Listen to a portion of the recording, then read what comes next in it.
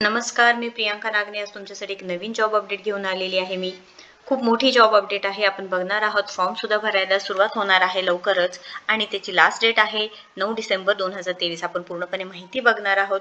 काय भरती आहे, किती जागांसाठी आहे आणि महाराष्ट्रात कुठे आहे. सो इथे आज आपण पूर्णपणे बघणार आहोत. पूर्ण व्हिडिओ बघा, तुम्हाला नक्कीच समजून जाणार आहे. कोणताही पार्ट स्किप करू नका. Government of India, ministry of railways यांच्याकडून ही भरती निघालेली आहे. आपण सविस्तरपणे माहिती बघणार आहोत. इथे railway recruitment cell western railway यांच्याकडून ही भरती निघालेली आहे. आपण बघणार आहोत. महाराष्ट्र पश्चिम रेल्वे विभागात परमनंट भरती आहे.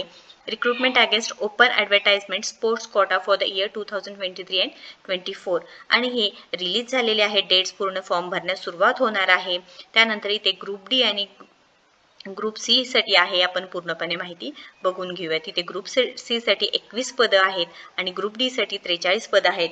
ओव्हरऑल 64 पदं आहेत. म्हणजेच काय 64 पदांसाठी ही जागा आहे. आपण बघून घेऊयात. डेट कधीपासून आहे इथे सांगितलेले आहे. आपल्याकडे PDF आहे. मी पूर्णपणे तुम्हाला समजून सांगणार आहे. Opening date time for online application 10 November 2023 पासून ही फॉर्म भरण्यास सुरुवात होणार आहे. कोणतेही पार्ट मिस करू नका. मी सविस्तरपणे माहिती सांगणार आहे. इथे क्लोजिंग डेट 9/12/2023 आहे, म्हणजे 9 डिसेंबर 2023 आहे. आता इथे जे डिसिप्लिन वाईज ब्रेकअप पोस्ट आहेत आपण बघून घेऊया. तिथे सांगितलेले आहेत. लेवल 5/4 7th PC सांगितलेलं आहे. त्यानंतर पोस्टचे नावं दिलेले आहेत. त्यानंतर इथे पोस्ट किती आहेत हे सुद्धा मेन्शन केलेलं आहे. लेवल 3/2 सांगितलेलं आहे इथे. त्यानंतर इथे खाली पण मेन्शन केलेलं आहे 7th PC ला पोस्ट किती आहेत हे पूर्ण माहिती सांगितलेले आहे. आता ओव्हरऑल इथे तुमचं एज्युकेशन क्वालिफिकेशन बघा. ग्रॅज्युएशन पाहिजे आहे आणि लेवल 3/2 ला इथे pass 12 plus 2 stage or it's equivalent examination म्हणजे 12वी पास पाहिजे आहे. म्हणजे तुमचं ग्रॅज्युएशन झालं असेल, 10वी पास असेल, 12वी पास असेल तर इथे नक्कीच तुमच्यासाठी जागा आहे. त्यानंतर लेवल 1 आहे. इथे पास 10th पाहिजे म्हणजे तुमची फक्त 10वी झाली असेल or equivalent national apprenticeship certificate असेल तुमच्याकडे सुद्धा चालणार आहेत. त्यामध्ये स्पोर्ट्स अचिव्हमेंट काय असेल तरी सुद्धा ते मेन्शन करायचं आहे. त्यानंतर इथे ॲथलेटिक्स मेन्स अँड वुमेन्ससाठी सुद्धा इथे मेन्शन केलेलं आहे. आता आपण ही फॉर्म जे ऑनलाईन भरायचं आहे तुम्हाला इथे फीज किती असणार आहे पूर्ण बघून घेऊयात.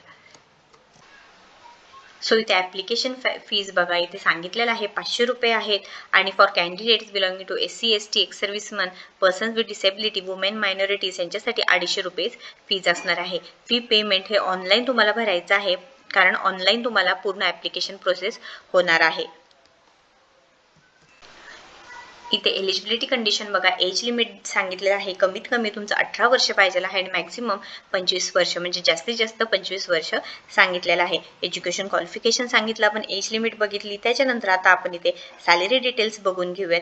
पदं बघा लक्षात घ्या. 64 पदांसाठी पाहिजे आहे. वय सांगितलेलं आहे. वयोमर्यादा किती असणार आहे 18 ते 25 आणि इथे फीज फॉर्मची 500 आणि 250 असणार आहे. ओपनसाठी 500 आणि बाकीचे SC ST त्यांच्यासाठी PWD वुमेनसाठी 250 रुपये असणार आहे. आता आपण सॅलरी डिटेल्स बघून घेऊयात.